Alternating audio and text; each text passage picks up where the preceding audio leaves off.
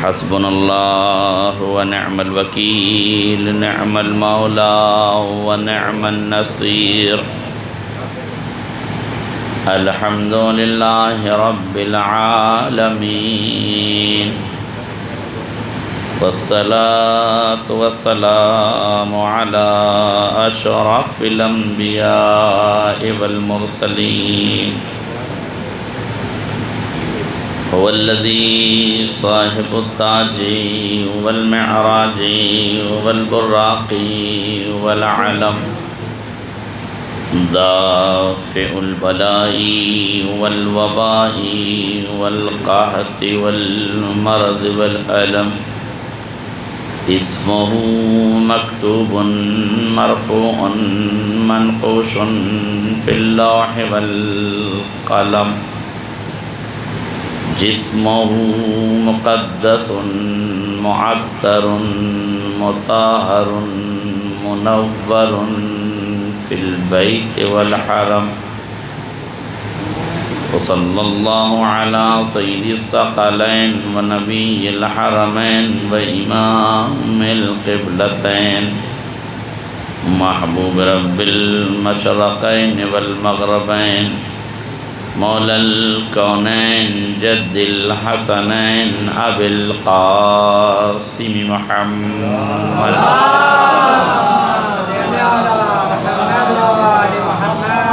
وعلى آل بيته الطيبين الطاهرين المعصومين المظلومين، ولعنة الدائمة الباقية على أعدائهم أجمعين من الآن إلى قيام يوم الدين. أما بعد، فقد قال رسول الله صلى الله عليه وآله وسلم: إن فاطمة شجنة مني يعزيني ما أذاها ويسرني ما يسرها، لأن الله تبارك وتعالى يغضب لغضب فاطمة ويرضى لرضاها. صلى الله.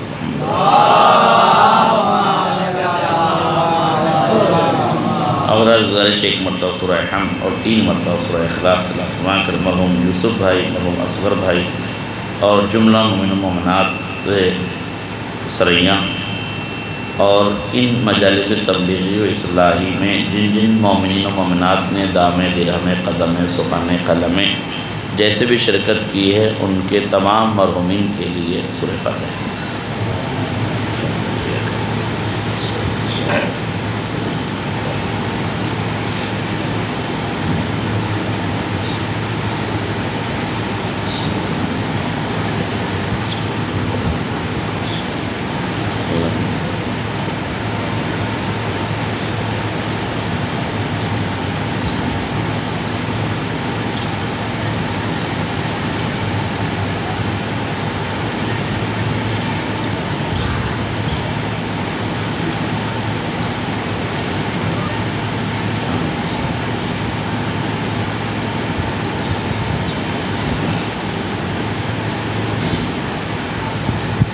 حضرات گرامی قدر، بزرگان ملت، دوستان عزیز،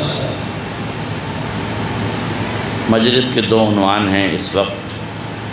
ایک تو شب 8 شوال المکرم شروع ہو گئی ہے، جو انہدام جنت البقیع کی تاریخ ہے، اور دوسرا چونکہ یہ سہ روزہ مجالس ہے اور مسلسل آپ 2 روز سے مجلس عزا سن رہے ہیں، کر رہے ہیں، برپا کر رہے ہیں، اور یہ آج کا دوسرا دن ہے اور دوسرے دن کی آخری مجلس ہے. سوال یہ ہے کہ اس مصروف زمانے میں کیا سالانہ مجالس کے 3 دن کے برپا کرنے کی کوئی ضرورت ہے یا نہیں؟ اور دوسرا سوال یہ ہے کہ کیا سالانہ مجالس کے انعقاد کا مطلب کیا ہے، اس کا مقصد کیا ہے، اس کا مطلب کیا ہے؟ برا نہ مانیے گا، ایک گاؤں میں ہوتی تھی، وہاں ختم ہو گئی تو ہم نے شروع کر دیا، یہ مقصد ہے؟ یا اس کے پس منظر میں بزرگوں کی وہ نیتیں شامل ہیں کہ چونکہ سالانہ مجالس کا انعقاد بزرگ حضرات نے شہروں میں، دیہاتوں میں، علاقوں میں اس لیے رکھا تھا تاکہ چونکہ اس دور میں پرانے زمانے میں مجالس کم ہوتی تھی اور مجالس کم کے ساتھ ساتھ صرف ایام عظم میں مجلسیں ہوتی تھی، یہ بزرگ میری اس بات کی گواہی دیں گے۔ اس کے علاوہ سال بھر میں چھوٹی موٹی کوئی ایک آدھ مجلس ہو جاتی تھی ولادت شہادت پر، ورنہ نہ باہر سے ذاکرین کا آنا، نہ علم کے چراغوں کا جلنا، نہ معلومات میں اضافہ ہونا، یہ نہیں ہوتا تھا۔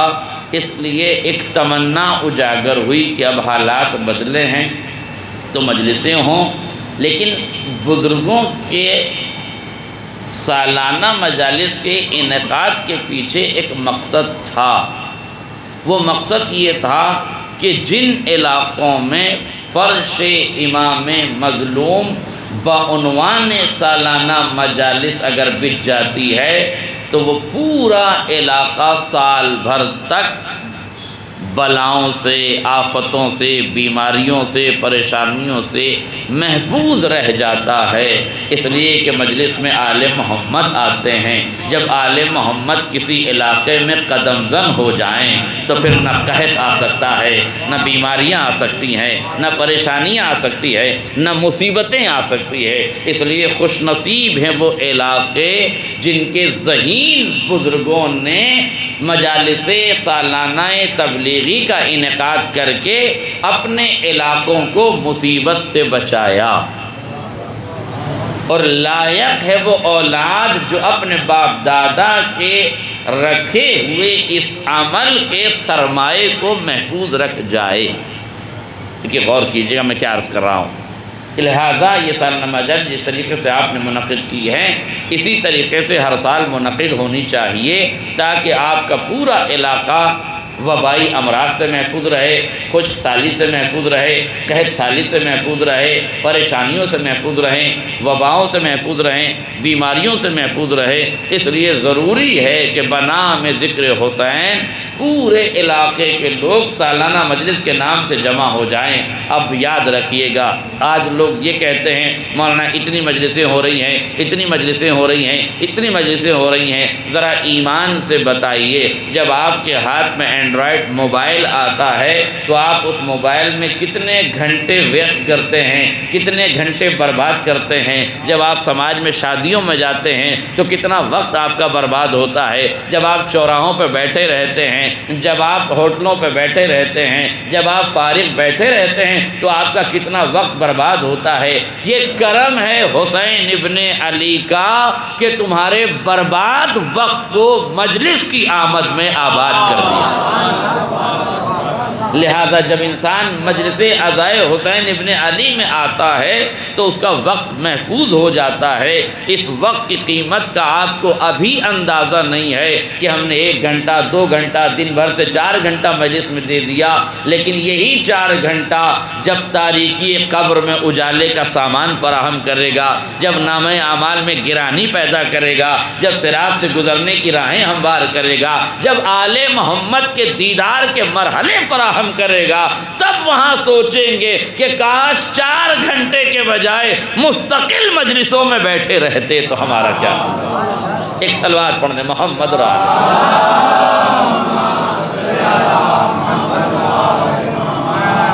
دوسرے مرحلے میں توجہ فرمائیے گا، چونکہ آج کی شب انہدام جنت البقیع کی شب ہے۔ کیا مطلب ہے انہدام جنت البقیع کا؟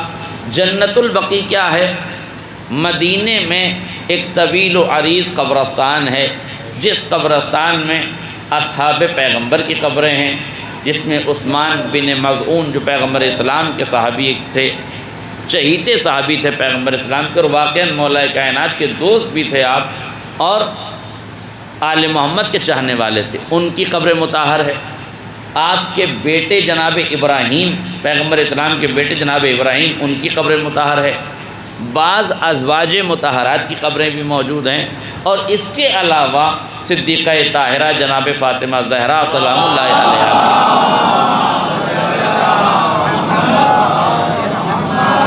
ایک روایت کی روشنی میں آپ کی قبر مطہر بھی موجود ہے۔ چونکہ میں نے ایک روایت کیوں کہا وضاحت کر دوں. معصوم نے فرمایا پیغمبر اسلام کی غالباً یا خود آغا مرعشی نے جب خواب دیکھا اور انہوں نے چلہ کھینچا 40 دن تک عبادت کی اس نیت سے کہ مجھے قبر فاطمہ کا پتہ چل جائے، قبر سیدہ کا پتہ چل جائے، تو آخری شب میں وہ خواب دیکھتے ہیں کہ پیغمبر اسلام خواب میں آئے اور آپ نے فرمایا اِنَّا قبر فاطمہ سر من اسرار اللہ، فاطمہ کی قبر اللہ کے رازوں میں سے ایک راز ہے جسے کسی پر واضح نہیں کیا جا سکتا. غور کیجیے گا، فاطمہ کی قبر، سیدہ کی قبر رازوں میں سے ایک راز ہے، راز الہی میں سے، اللہ کے رازوں میں سے ایک راز ہے جو کسی کو بتایا نہیں جا سکتا. اس لیے صحیح روایات میں اختلاف ہے کہ آیا پیغمبر اسلام کے پہلو میں دفن ہے سیدہ، جنت البقیع میں دفن ہے، بیت الحزن میں دفن ہے، یا پیغمبر اسلام کی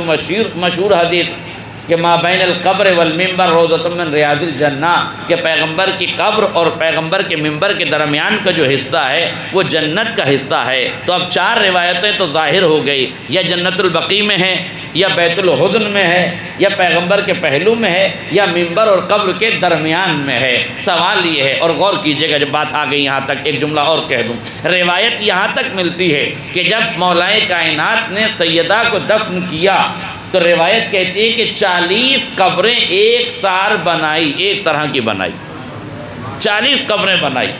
کیوں 40 قبریں بنائی؟ فوراً ہی اس کا جواب مل جاتا ہے. غور کیجئے گا، فوراً ہی اس کا جواب مل جاتا ہے. 40 قبریں مولائے کائنات نے جناب سیدہ کی بنائی کہ کس قبر میں سیدہ دفن ہے یہ نہیں بتایا جا رہا ہے. 40 قبریں بنائی. کیوں 40 قبریں بنائی؟ اس لیے کہ فوراً ہی جواب ملا. جب سیدہ کی قبر کو دفن کر کے مولا باہر نکلنے ہی والے تھے قبرستان سے کہ شیخین آئے، 2 بزرگ آئے اور انہوں نے آ کے کہا یا علی، ہم نے فاطمہ کی نماز جنازہ نہیں پڑھی، ہم نماز پڑھنا چاہتے ہیں. آپ نے کہا سیدہ تم سے راضی نہیں تھی، تمہیں نماز پڑھنے کی ضرورت نہیں ہے. توجہ کیجئے گا، ضرورت نہیں ہے. ان لوگوں نے کہا کہ نہیں، ہم قبر سیدہ کو کھول کر اس پر نماز پڑھیں گے. اس وقت روایت کے فقر ہیں علی نے ذوالفقار کے قبضے پہ ہاتھ رکھا، چہرے پر آثار غضب نمودار ہوئے اور قبر کے پائنتی کھڑے ہوئے. جیسے ہی اس حالت کو دیکھا ایک صحابی نے کہا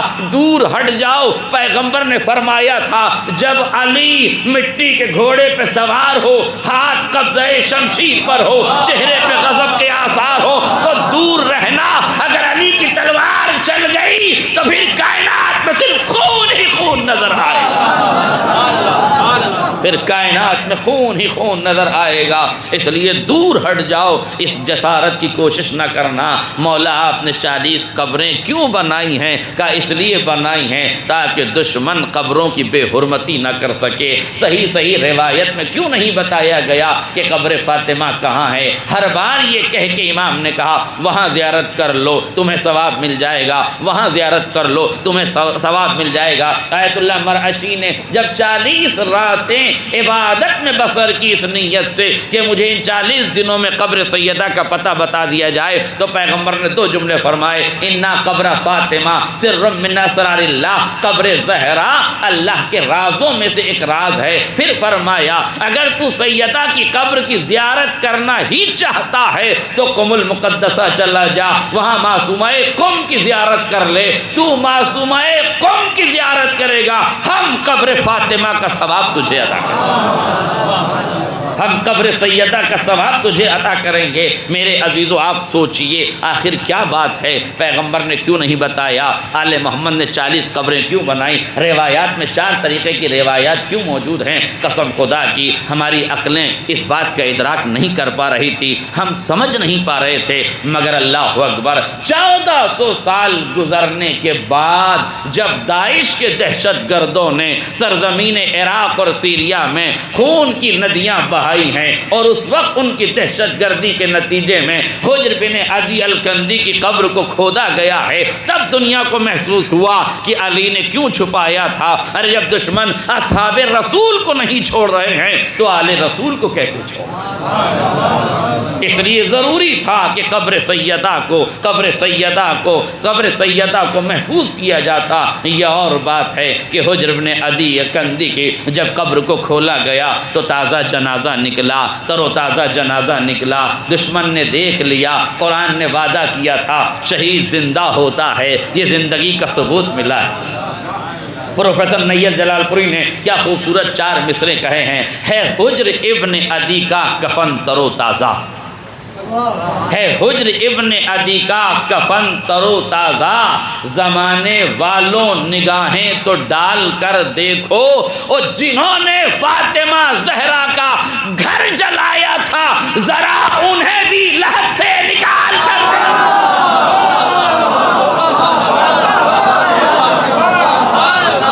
جنہوں نے فاطمہ زہرا کا گھر جلایا تھا ذرا انہیں بھی لحد سے نکال کر دیکھو۔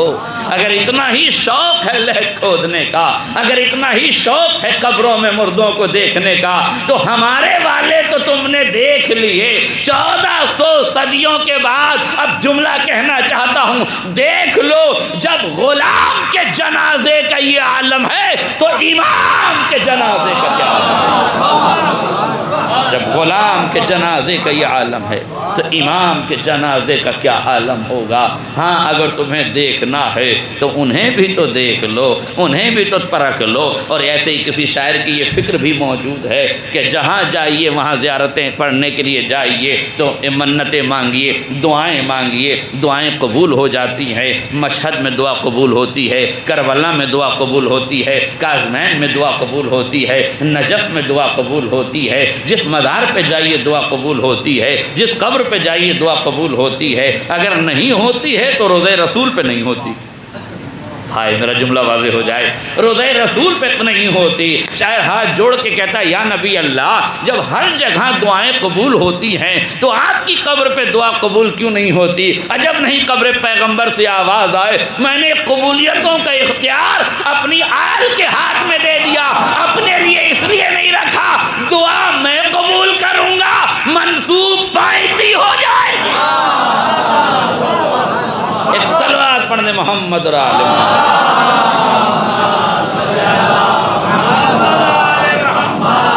اس لیے میرے عزیزوں یاد رکھیے گا، قبر سیدہ ایک روایت کی روشنی میں اب یہ جملہ کہہ سکتا ہوں اتنے دلائل کے بعد، ایک روایت کی روشنی میں قبر زہرا بھی جنت البقیع میں ہے۔ اصحاب کی قبر، ازواج کی قبر، پیغمبر کے بیٹوں کی قبر، سب قبرستان جنت البقیع میں۔ جنت البقیع کا پہلے جو علاقہ تھا اب اسے توسیع کر دی گئی، اسے بڑھا دیا گیا۔ پہلے ایک سڑک کا فاصلہ تھا، سڑک کے اس طرف یہودیوں کا قبرستان تھا، اس طرف مسلمانوں کا قبرستان تھا۔ غور کیجیے گا جملے پر، اس طرف مسلمانوں کا قبرستان تھا، اس طرف یہودیوں کا قبرستان تھا۔ ادھر جو قبریں ہیں وہ میں نے نام آپ کو بتا دیا، جناب ابراہیم کی قبر، عثمان بن مظعون کی قبر، ازواج پیغمبر کی قبر، جناب فاطمہ بنت اسد کی قبر، جناب عباس جو پیغمبر کے چچا تھے ان کی قبر۔ اس کا مطلب ہے کہ رسول کے اعزاء اور اقربا کی قبریں یہاں موجود ہیں۔ اس کے علاوہ ہمارے ائمہ میں آپ کو بتائیں، دوسرے امام، چوتھے امام، پانچویں امام اور چھٹے امام، 4 اماموں کی قبریں جنت البقیع میں ہیں۔ ایک روایت کی روشنی میں سیدہ کی قبر ہے۔ یہ ساری قبریں کدھر ہیں؟ مسلمانوں کے قبرستان میں۔ یہودیوں کے قبرستان میں بھی ایک قبر ہے، کس کی قبر ہے؟ خلیفہ ثالث کی قبر۔ اب مجھ سے نہ پوچھئے گا کہ فلاں صحابی کی قبر یہودیوں کے قبرستان میں کیوں ہے، میں تو میر انیس کا ایک مصرع پڑھ کے جواب دینا چاہتا ہوں، لائی وہاں پہ خاک جہاں کا خمیر تھا۔ ایک صلوات پڑھ دے محمد اور آل محمد۔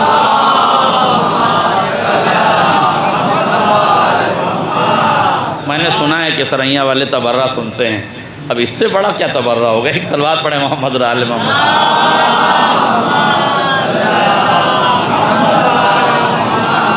تبلیغی مجالس میں تبرہ سننے کا موڈ نہیں ہے تو میں گریز کر لیتا ہوں یہاں سے، آپ مطمئن ہو جائیے۔ غور کیجئے گا، یہ جنت البقیع کا قبرستان 1300 بالکل نہیں آ رہی، آگے بڑھا کے بولیں۔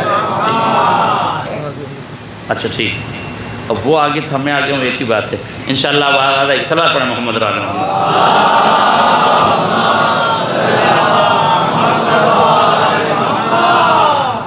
1344 ہجری میں عبد الوہاب نجدی اور وہابیوں نے جنت البقیع کو منہدم کیا، مسمار کیا، وہاں روزے تعمیر تھے۔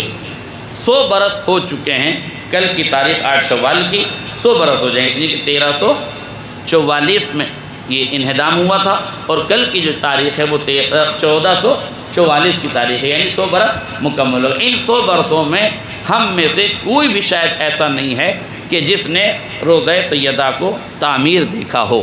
تمنائیں سب کے دلوں میں کروٹیں بدل رہی ہیں کہ روضہ تعمیر ہو جائے، پر جس نے بھی دیکھا ہے یا پرانی تصویر دیکھی ہے جس میں قبہ بنا ہوا ہے، روضہ بنا ہوا ہے، گنبد بنا ہوا ہے، مینار بنا ہوا ہے، تو یہ تو طے ہے کہ پہلے یہ جو تصویر ہے اس بات پہ دلالت کرتی ہے کہ پہلے روضہ تھا، بعد میں منہدم کر دیا گیا۔ اب میں آپ سے پوچھ رہا ہوں، جب تھا تو مٹایا کیوں؟ بھئی کوئی بھی چیز جب ہوتی ہے تو اس کو ختم کیوں کیا جاتا ہے؟ کچھ تو مقاصد ہوتے ہیں۔ کیا پریشانی تھی ان قبروں سے؟ کیا پرابلم تھی ان قبوں سے؟ کیا مصیبت آ رہی تھی ان مناروں کے وجود سے؟ کیا وجہ تھی کہ ان قبروں کا خاتمہ کیا جا رہا تھا؟ اس کا صاف مطلب یہ ہے کہ آل سعود کی بوکھلاہٹ بتا رہی تھی آل محمد وہ ہدایت کے چراغ ہیں جن کے لیے خالی دنیا میں موجود ہونا ضروری نہیں ہے، اگر وہ قبر میں بھی چلے جائیں تو شعور بیدار کرتے ہیں، امت کا خیال رکھتے ہیں، امت کو بیدار کرتے ہیں۔ یہ قبے نہیں تھے، ہدایت کے منارے تھے، یہ قبریں نہیں تھی، شعور کی بیداری کی علامت تھی، یہ ان کا وجود نہیں تھا، قوموں میں شجاعت پیدا کرنے کا ایک عنوان تھا۔ انقلاب انہی قبروں سے مل رہا تھا، شجاعت انہی قبروں سے مل رہی تھی۔ آپ کہیں گے مولانا کیسی باتیں کرتے ہیں، بے جان قبروں سے کہیں شجاعت ملتی ہے، بے جان قبروں سے کہیں شعور بیدار ہوتا ہے، بے جان قبروں سے کہیں انقلاب آتے ہیں، بے جان قبروں سے کہیں تحریک پیدا ہوتی ہے۔ میں آپ کا سوال مان لیتا، مگر میں پھر پوچھ رہا ہوں، مجھے بتاؤ پوری دنیا میں غیر مسلم افراد آج قرآن کیوں جلا رہے ہیں؟ غور کیجئے گا، قرآن کیوں جلا رہے ہیں؟ قرآن بھی تو خاموش ہے، یہ بھی تو الفاظ ہیں، یہ بھی تو بولتا نہیں ہے، پھر اسے جلایا کیوں جا رہا ہے؟ غیر مسلم قرآن جلا کے یہ بتا رہا ہے یہ کتاب مسلمانوں کو بیدار کرتی ہے، یہ کتاب شجاعت کا آئینہ ہے، یہ انقلاب کا عنوان ہے، یہ تحریک ہے۔ تو جس طرح غیر مسلم قرآن سے ڈر رہا تھا، ویسے مسلمان آل محمد کے ویسے آل محمد کے وجود سے ڈر رہے تھے۔ اگر یہ قبروں میں بھی چلے گئے ہیں، توجہ سے جملہ سنیے، اگر یہ قبروں میں بھی چلے گئے ہیں تو ہدایت جاری رہے گی، شعور بیدار رہے گا، شجاعت کا پیغام دیتے رہیں گے، سخاوت ان کے در سے جاری رہے گی۔ ان کی قبریں، اب توجہ کیجئے گا، مٹانے والوں نے قرآن مٹانے کی سازش کی، جلانے والوں نے قرآن جلایا، مگر مجھے بتاؤ کیا قرآن جلانے والے ہم کا خاتمہ کر سکتے ہیں؟ کیا قرآن جلانے والے قرآن کی عبارتوں کا خاتمہ کر سکتے ہیں؟ تم جتنا جتنا قرآن جلاؤ گے ہم رمضان میں اتنا اتنا قرآن پڑھائیں گے۔ غور کیجئے گا، تم جتنا قرآن جلاؤ گے ہم اتنا قرآن پڑھائیں گے۔ تم کاغذ جلا سکتے ہو، ہمارے سینوں میں موجود قرآن نہیں۔ توجہ، ہمارے سینوں میں قرآن نہیں، اسی لیے آل محمد نے فرمایا، جملہ سنیے، قبورنا فی قلوب المؤمنین، ہماری قبریں مومنوں کے دلوں میں ہیں۔ ارے تم عمارتیں گرا سکتے ہو، اہل ایمان کے دل نہیں جلا سکتے۔ ایک صلوات پڑھ دیں محمد اور آل محمد۔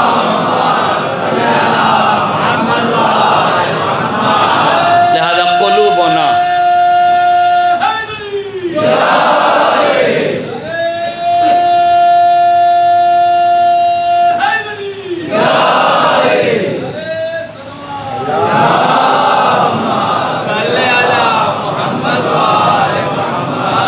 قلوبنا فی قلوب قبورنا فی قلوب المؤمنین، ہماری قبریں اہل ایمان کے دلوں میں ہیں۔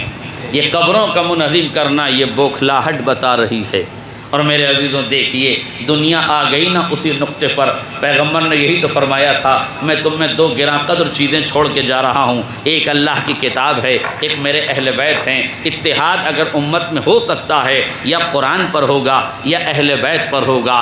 وہ جو کتاب کو کافی کہہ رہے تھے، وہ جو کتاب کو کافی سمجھ رہے تھے، جنہوں نے بتایا تھا کہ ہم سے بڑا کوئی قاری نہیں ہے، ہم سے بڑا کوئی قرآن کی تلاوت کرنے والا نہیں ہے، انہوں نے بھی جب قرآن کا مقابلہ کیا تو پہلا نمبر کتاب والے کو نہ ملا، اہل بیت والے کو ملا۔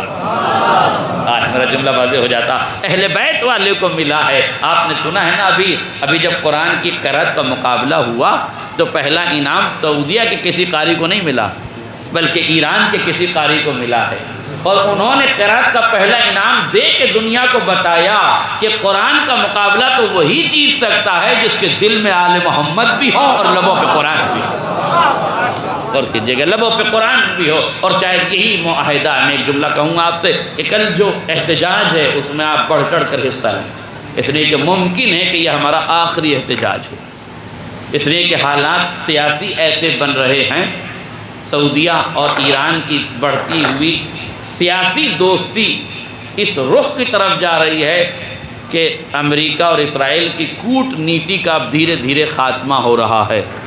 سمجھتے ہیں کوٹ نیتی؟ آپ کوٹ نیتی کا دھیرے دھیرے خاتمہ ہو رہا ہے، اور دھیرے دھیرے یہ عالم اسلام ایک جٹ ہو رہا ہے اور ہونا بھی چاہیے۔ اور میں آپ سے ایک جملہ ضرور کہنا چاہوں گا، پوری دنیا کا مسلمان ایک ہو رہا ہے، شیعہ ایک ہو رہے ہیں، تو اب مجھے بتاؤ جب پوری دنیا کا مسلمان ایک ہو رہا ہے تو ہم آپس میں الگ الگ کیوں ہو رہے ہیں؟ کاش میرا جملہ واضح ہو جائے۔ بھئی جب دنیا کا مسلمان ضرورت میں ایک ہو رہا ہے، اپنی ایکتا کو سنبھال کے رکھو، اپنی طاقت کو سنبھال کے رکھو، اپنے ظاہری چھوٹے موٹے جنگ اور جھگڑے، یہ پتیلے کی سیاست سے نکلو۔ دنیا تمہاری دشمن ہے، تم خود ایک دوسرے کے دشمن بنے ہوئے ہو۔ یہاں انجمن بازی پہ جھگڑا، یہاں امام بارگاہوں پہ جھگڑا، یہاں مسجدوں پہ جھگڑا، یہاں مجلسوں پہ جھگڑا، یہاں پہلے 40 میں بعد کے 40 پہ جھگڑا، یہاں فلانے کام پہ جھگڑا، فلانے کام پہ جھگڑا۔ یہ جھگڑے آل محمد کے چاہنے والوں کو زیب نہیں دیتے۔ یہ بہت چھوٹی حرکت ہے کہ اگر آپ اپنے آپ سے لڑ رہے ہیں اس وقت تو آپ کو پوری دنیا سے لڑنا ہے۔ ہر طرف سے آپ پر یلغار ہو رہی ہے کہ نہیں، دشمن آپ پہ طرح طرح کے حملے کر رہا ہے کہ نہیں؟ مجھے بتاؤ جب چاروں طرف سے دشمن تم پہ حملے کر رہا ہے تو تمہیں کون بچائے گا؟ یاد رکھیے گا اپنے اپنوں ہی کو بچا سکتے ہیں، اور یہ بھی یاد رکھیے گا سب سے بڑی مصیبت یہ ہے کہ جب اپنے دھوکہ دیتے ہیں تو درد زیادہ ہوتا ہے۔ سونے نے لوہے سے پوچھا کہ مجھ پر بھی لوہے کی ہتھوڑی پڑتی ہے اور تجھ پر بھی لوہے کی ہتھوڑی پڑتی ہے، مگر تیرے اندر آواز کچھ زیادہ نکلتی ہے۔ اگر آپ لوہے کو لوہے سے ماریں گے تو آواز زیادہ ہوگی، اور لوہے سے سونے کو ماریں گے تو آواز کم ہوگی۔ غور کریں کہ نہیں آپ؟ لوہے سے سونے کو ماریں گے تو آواز کم ہوگی، لوہے سے لوہے کو ماریں گے تو آواز زیادہ ہوگی۔ تو سونے نے لوہے سے کہا کہ مجھ پر بھی وہی ہتھوڑی پڑتی ہے جو تجھ پر پڑتی ہے، مگر تو چیختا زیادہ ہے، میری آواز کچھ کم نکلتی ہے۔ تو لوہے نے کہا تجھے کیا معلوم کہ جب اپنا اپنے کو مارتا ہے تو درد زیادہ ہوتا ہے۔ میرے تو اس بات کو محسوس کیجیے، جب اپنا اپنے کو مارتا ہے تو درد زیادہ ہوتا ہے۔ اس لیے ذرا سا اپنے آپ کو بچائیے۔ پوری دنیا آپ کی دشمن ہے تو کم سے کم اڑوس پڑوس آجو باجو والے تو دشمن نہ بن جائیں، کم سے کم رشتہ دار عزیز اقربا تو دشمن نہ بن جائیں، کم سے کم گاؤں کے خانوادے تو آپس میں ٹکڑے ٹکڑے نہ ہو جائیں۔ اس لیے جتنا زیادہ ہو سکے مل جل کر اپنی طاقت اور اپنی ایکتا اور اپنے تعلیمی مزاج اور معیار کو بڑھائیے۔ اس لیے کہ یہ جملہ یاد رکھیے گا اس منبر کی بلندی سے، آنے والی صدی میں جاہلوں کو جینے کا ادھیکار نہیں ہوگا، جاہل کو جینے کا ادھیکار نہیں ہوگا۔ وہی لوگ جئیں گے جو پڑھے لکھے ہوں گے، وہی لوگ جئیں۔ آپ بتائیے جب آدمی پڑھا لکھا نہ ہوگا تو آن لائن ٹرانزیکشن کیسے کرے گا؟ تو جی پائے گا؟ وہ آن لائن ٹرانزیکشن کیسے کرے گا؟ جی پائے گا؟ نہیں جی پائے گا نا۔ تو جب پورا ہندوستان ڈیجیٹل ہو جائے گا تو پھر مصیبتیں آئیں گی کہ نہیں آئیں گی؟ لہٰذا میرے عزیزوں اس بات کا دھیان رکھیے، ہمیں اس وقت جو سب سے بڑی ضرورت ہے وہ ایکتا کی ضرورت ہے۔ ہمارے علمی مراکز، بھیا اسے ایک مرتبہ ٹھیک کر دو، تو مستقل ڈسٹرب کر رہے ہیں۔ صلوات پڑھیں محمد علیہ۔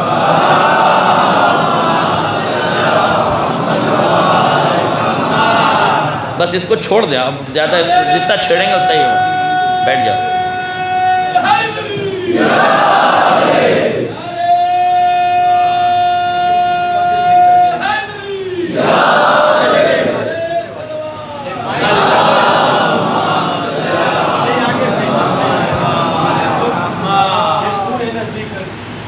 دور سے اور زیادہ آواز اس کی آ رہی ہے۔ صلوات پڑھیں محمد اور آل محمد۔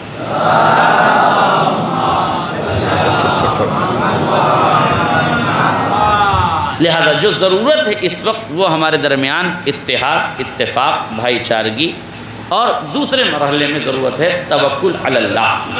اپنے خدا پہ بھروسہ رکھیے۔ صرف آپ کو اگر کوئی ذات بچا سکتی ہے تو وہ ذات واجب الوجود ہے جو آپ کو بچا سکتی ہے۔ وہی عزتوں کا پالن ہار ہے، وہی رزق دینے والا ہے، وہی انسان کو زندگی دیتا ہے اور وہی انسان کو موت دیتا ہے۔ اگر وہ چاہ جائے تو پوری دنیا مل کے بچا نہیں سکتی، اگر وہ موت دینا چاہتا ہے تو پوری دنیا مل کے بچا نہیں سکتی، اور اگر وہ بچانا چاہتا ہے تو پوری دنیا مل کے کسی کو مار نہیں سکتی۔ لہٰذا ڈپریشن سے نکلیے، حالات کتنے بد سے بدتر کیوں نہ ہو جائیں، آپ کا بھروسہ اپنے خدا پہ ہونا چاہیے، آپ کو اپنے خدا کو ماننا چاہیے۔ اور یاد رکھیے گا جو حدیث میں نے پڑھی ہے، متصل کر دوں اسی سے بات، ان اللہ یغضب لغضب فاطمہ ویرضی لرضاها، اللہ فاطمہ کے غضبناک ہونے سے غضبناک ہوتا ہے اور فاطمہ کے خوش ہونے سے خوش ہوتا ہے، چونکہ اللہ کی صفت خوش ہونا یا ناراض ہونا نہیں ہے۔ خدا خدا ہے، وہ واجب الوجود ہے، نہ وہ خوش ہوتا ہے نہ وہ ناراض ہوتا ہے۔ اس لیے ایک روایت کے فقرے ہیں، معصوم سے پوچھا اس آیت کی تفسیر میں، آصفونا فانتقمنا منہم فاغرقناہم، ہم نے جب ان پر اظہار تعصف کیا تو انہیں دریا میں غرق کر دیا۔ راوی پوچھتا ہے مولا یہ بتائیے کیا اللہ غضبناک ہوتا ہے، کیا اللہ کو افسوس ہوتا ہے، کیا اللہ نعوذ باللہ کفِ افسوس ملتا ہے، اللہ خوش بھی ہوتا ہے؟ بات سمجھ میں نہیں آئی۔ معصوم فرماتے ہیں نہ اللہ خوش ہوتا ہے نہ اللہ ناراض ہوتا ہے، اللہ نے کچھ بندے پیدا کیے ہیں جن بندوں کا خوش ہونا اللہ کا خوش ہونا ہے، ان بندوں کا ناراض ہونا اللہ کا ناراض ہونا۔ راوی کہتا مولا یہ کیسے؟ کہا تم نے آیت قرآن نہیں پڑھی، من یطع الرسول فقد اطاع اللہ، جس نے رسول کی اطاعت کی اس نے اللہ کی اطاعت کی۔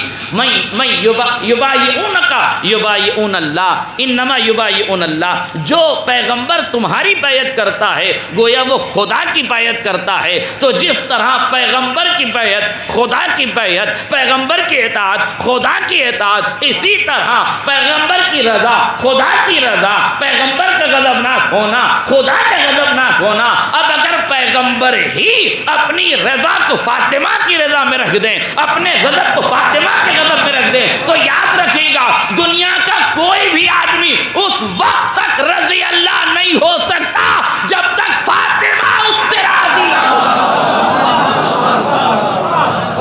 جب تک سیدہ اس سے راضی نہ ہو جائیں وہ رضی اللہ نہیں ہو سکتا۔ امت جسے جسے چاہے رضی اللہ کہہ دے، مگر پیغمبر نے اللہ کی رضا کو فاطمہ کی رضا کو اللہ کی رضا کہا ہے، فاطمہ کے غضبناک ہونے کو اللہ کا غضبناک ہونا کہا ہے۔ لہذا اصل رضا کس کی ہے؟ سیدہ عالمیان کی رضا ہے، طاہرہ بطول رضیہ مرضیہ کی رضا ہے۔ جب تک سیدہ کونین راضی نہ ہوں گی اس وقت تک انسان کا بیڑا پار نہ ہوگا، اس وقت تک خدا اس سے راضی نہیں ہوگا۔ تو کون لوگ تھے جن سے سیدہ راضی نہیں تھی؟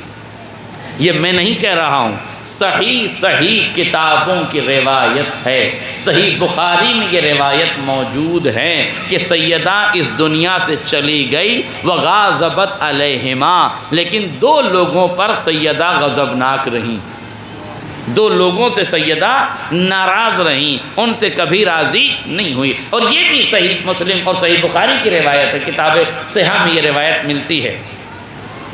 کہ دو لوگ پیغمبر مولا کائنات کے گھر پر آئے، مولا کائنات سے مسجد میں ملے اور مولا سے گزارش کی کہ مولا ہمیں آپ اپنے گھر آنے کی اجازت دے دیجئے تاکہ ہم رسول کی بیٹی سے اپنے گناہوں کی معافی مانگ لیں۔ توجہ ہے آپ کی؟ ہم اپنے گناہوں کی معافی رسول کی بیٹی سے مانگ لیں۔ مولا کائنات نے کہا ٹھیک ہے، آپ کو اجازت ہے، آپ جائیں معافی مانگ لیں، اگر سیدہ معاف کر دیتی ہیں تو مجھے کوئی اعتراض نہیں۔ ایک سوال قائم کیا گیا یہاں پر سماجیات کے اعتبار سے کہ ہم جس سماج میں رہتے ہیں اس سماج میں بہت توجہ رکھیے گا، ہم جس سماج میں رہتے ہیں وہ پتی ورتا سماج ہے، بیویوں کی ناز برداری کا سماج ہے۔ اگر ہمیں معلوم ہو جائے کہ کسی کے آنے سے بیوی ناراض ہو جائے گی تو پھر ہم اس کو گھر نہیں آنے دیتے، ان لوگوں کو گھر آنا جانا بند کر دیتے ہیں۔ حد یہ ہے، ایک جملہ کہہ دوں آپ سے، حد یہ ہے کہ اگر دو بھائی ہیں اور نئی نویلی دلہن آئی ہے اور نئی نویلی دلہن کا اپنے دیور سے جھگڑا ہو گیا اور یہ دلہن اپنے شوہر سے یہ کہہ دے کہ اب تمہارا بھائی اس گھر میں نہیں آنا چاہیے، تو پھر وہ شوہر نامراد، اب میں نامدار نہیں کہوں گا، وہ شوہر نامراد اسے گھر نہیں آنے دیتا۔ اب جو اردو سمجھتے ہیں ان کے لیے جملہ ہے اور جو سمجھ جائیں انہیں میری طرف سے سبحان اللہ ہے، ذرا جملے کی قدر کیجئے گا۔ سوال یہ ہے کہ کیوں بھائی بھائی کو بیوی کی وجہ سے گھر نہیں آنے دیتا؟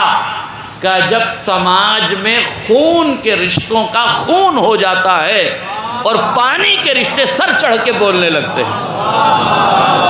میں میری شرط تھی اردو بولنے والوں سے نا، جب سماج میں خون کے رشتوں کا خون ہو جاتا ہے اور پانی کے رشتے سر چڑھ کے بولنے لگتے ہیں تو نتیجے کے طور پر بھائی بھائی کو گھر میں آنے کی اجازت نہیں دیتا۔ اب ایک جملہ آپ کی ذوق سماعت ہے، اب واقعاً اسے جو سمجھ جائے وہ میری طرف سے سبحان اللہ ہے، اس لیے کہ لفظیں علاقوں سے بھی محسوس کی جا سکتی ہیں۔ بس میں کہہ کے گزر جاؤں گا اگر آپ سمجھ جائیں، اور یا جو بندے سمجھ جائیں، بزرگوں سے معذرت چاہتا ہوں، جوانوں سے میں مخاطب ہوں۔ مولا ہمارے سماج میں تو بھائی بھائی کو گھر نہیں آنے دیتا، آپ نے تو ممبئی والے بھائیوں کو گھر پہ آنے کی اجازت دے دی۔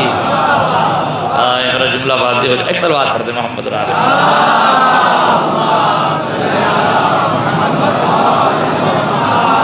تو علی نے آنے کی اجازت کیوں دے دی؟ ایک جملہ اور سن لیجیے، یا علی آپ نے اجازت کیوں دے دی؟ کہا تم نے قرآن نہیں پڑھا ہے، لا یجرمنکم شنعان قوم علی ان لا تعدلوا اعدلوا هو اقرب للتقوی۔ اے صاحبان ایمان یاد رکھنا، کسی قوم کی عداوت، لڑائی اور دشمنی تمہیں اس بات پر آمادہ نہ کر دے کہ تم عداوت میں عدالت کا دامن ہاتھ سے چھوڑ دو۔ غور کیجئے میرے عزیزوں، عداوت میں عدالت کا دامن ہاتھ سے چھوڑ دو۔ ہمارے گھروں کی پریشانیاں یہی ہیں، ایک لڑائی 17 گھر اسی لیے جاتی ہے کہ ہم ایک آدمی سے جھگڑا کرتے ہیں، پورے خاندان کو گالیاں دے کے آتے ہیں۔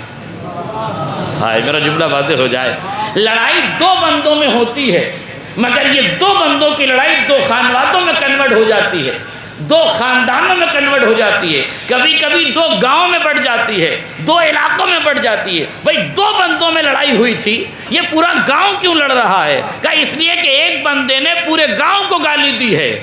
قرآن کہتا ہے السن بالسن الانف بالانف، دیکھو خبردار، کسی نے دانت توڑا ہے تو تم ایک ہی دانت توڑنا، اگر اس نے 1 توڑا ہے تو تم 1 توڑنا، اگر اس نے 2 دانت توڑے ہیں تو تم 2 دانت توڑنا، اگر اس نے 1 ہاتھ توڑا ہے تو تم 1 ہاتھ توڑنا، اگر اس نے 2 ہاتھ توڑے ہیں تو تم 2 توڑنا، اگر اس نے دائنا توڑا ہے تو تم بایاں نہیں توڑ سکتے، دائنا ہی توڑنا پڑے گا۔ انتقام کی روش یہی ہے، جتنا مارا ہے اتنا ہی مارنا ہے۔ غور کیجئے گا، ہمارا سماج کیا کہتا ہے؟ کسی نے 1 دانت توڑا ہو تو 32 ہی توڑ کے آؤ، اور ان علاقوں میں تو خصوصیت سے ہے ماشاءاللہ سے، ہے نا، شجاع بہادر لوگوں کا کیا کہنا، جھگڑالو الگ ہوتے ہیں، بہادر الگ ہوتے ہیں۔ میں آپ کو جھگڑالو نہیں کہہ رہا ہوں، آپ کو بہادر کہہ رہا ہوں، یہ تو سوچنے کی بات ہے، میں اپنے لفظوں کا ذمہ دار ہوں۔ کسی نے 1 دانت توڑا ہو تو 32 ہی توڑ کے آؤ، کسی نے 1 ہاتھ توڑا ہو تو پورا گھر توڑ کے آؤ، پھوڑ کر آؤ۔ اور یہ تو دشمنوں کا کردار تھا کہ کوئی اگر بیعت نہ کرے تو پورا گھر جلا دو۔ سمجھ میں نہیں آتا علی والے ہو کے دشمنوں کی روش پہ کیوں چلنے لگتے ہیں؟ قرآن کیا کہتا ہے؟ جتنا جھگڑا اتنا ہی. اچھا یہ ہماری خواتین ماؤں بہنوں میں زیادہ ہے. ایک گھر کی لڑائی 15 گھر میں پہنچاتی ہیں. ساس ایک بہو کو ڈانٹتے ڈانٹتے اس انداز میں ڈانٹتی ہیں کہ کائنات کی ساری بہوؤں کا پارا ہائی ہو جائے. غلطی ایک بہو نے کی ہے مگر یہ پوری صنف بہوؤں کو ایک بیٹے کو ڈانٹتے ڈانٹتے اس انداز میں ڈانٹتی ہیں کہ 4 بیٹے ہیں تو چاروں پہ ضرب لگ جائے. یہ ہے عداوت میں عدالت کا نہ رکھنا. اگر سماج عداوت میں عدالت کو رکھنے پہ آ جائے تو جھگڑے کم ہو جائیں گے. جس سے لڑائی ہے اس سے بات کیجیے. جب 2 آدمی لڑیں گے تو 4 آدمی سلجھانے کے لیے آئیں گے, مگر ایک ہی آدمی جب 4 آدمی کو گالی دے گا تو پھر پٹ کر ہی آئے گا وہاں سے. پروردگار ہمارا سماج تو بگڑا ہوا سماج ہے. یہ ایک دانت کے بدلے 32 توڑتا ہے. یہ ایک ہاتھ کے بدلے آدمی کو نپٹا دیتا ہے. یہ ذرا سی غلطی پر قتل و غارت گری مچا دیتا ہے. یہ کہاں سے عدالت کا سماج آئے گا؟ کیسے پتہ چلے گا کہ عداوت میں عدالت ہوتی ہے؟ کہ ایک بندہ کائنات میں ایسا دیں گے جو سر پہ ضربت لگے گی پر قاتل کو شربت پلائے گا. سر پہ ضربت لگی ہے, قاتل کو شربت پلایا. میرے لال حسن اس کی مشکل ڈھیلی کر دو, اس کے کھانے کا انتظام کرو. مولا قاتل ہے, یہ کھانے کا انتظام کیوں؟ کہ قاتل تو ہے مگر ہماری حکومت میں قیدی ہے. جو قیدی ہوتا ہے اس کا کھانا حاکم کے ذمہ ہوتا ہے. اللہ اکبر. جو قیدی ہے اس کا کھانا حاکم کے ذمہ ہے. اسے میرے گھر سے کھانا کھلاؤ. میرے لال اسے ایک ہی ضربت لگانا, اس لیے کہ ایک ہی ضربت اس نے لگائی ہے. لاؤ کائنات میں ایسا امیر جو عداوت میں عدالت کو پروان چڑھا. یہ ہے معیار عداوت, یہ ہے معیار عدالت. کیا کہا؟ عداوت میں عدالت کا خیال رکھو. غور کیجئے گا, عداوت میں عدالت کا خیال رکھو. علی نے کہا عداوت جتنی ہے اتنی ہی رہے, عدالت قائم رہے. جاؤ, میں جانتا ہوں کہ فاطمہ راضی ہونے والی نہیں ہے مگر تمہیں اجازت ہے گھر جانے کی. مولا اجازت کیوں دے رہے ہیں؟ توجہ سے جملہ سنیے. مولا اجازت کیوں دے رہے ہیں؟ کہا چاہتا ہوں کہ یہ چلے جائیں, اس لیے کہ اگر میں نے منع کر دیا تو جب روز محشر حساب ہوگا تو یہ کہیں گے پروردگار ہم تو فاطمہ سے معافی مانگنے جا رہے تھے, علی نے جانے نہیں دیا. علی بھیج دیں, فاطمہ منع کر دیں تاکہ جہنم کا راستہ برابر ہو جائے. علی اجازت دیتے کہ جاؤ. گئے اور جانے کے بعد سلام کیا. سیدہ نے رخ موڑ لیا. پھر دوسری طرف گئے, سلام کیا. سیدہ نے رخ موڑ دیا. پھر تیسری جگہ گئے, سلام کیا. سیدہ نے ادھر سے بھی رخ موڑ دیا. پھر سلام کیا. سیدہ نے چاروں طرف گھوم گئے, سیدہ نے جواب نہیں دیا. اس کا مطلب یہ ہے عصمت کا طواف کیا پر عبادت کا ثواب نہیں ملا. کیوں؟ اس لیے کہ عبادت کا ثواب دل میں محبت سے ہوتا ہے. دل میں عداوت ہو تو ثواب نہیں ملتا. توجہ. لہذا انہوں نے سلام کیا, جواب نہیں دیا. اب یہ سوال بھی اپنی جگہ ہے کہ سیدہ نے جواب کیوں نہیں دیا. بہت سے علماء نے بہت سی باتیں کہی ہیں.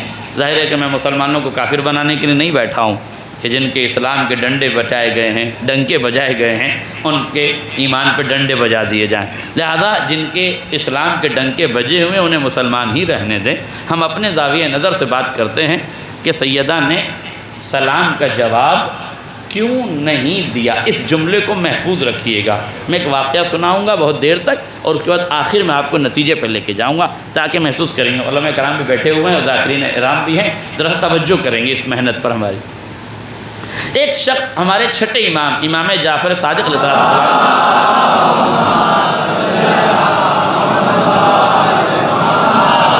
کی خدمت میں ہے اور آ کے کہتا ہے مولا میرا رہوار آپ کے ساتھ, میری تلوار آپ کے ساتھ, میری قوم آپ کے ساتھ, میرا قبیلہ آپ کے ساتھ, میرا خاندان, میرا کٹمب, میرا سب کچھ آپ کے ساتھ, میں سمپورن روپ سے آپ کے ساتھ, میرا پورن بہومت آپ کے ساتھ.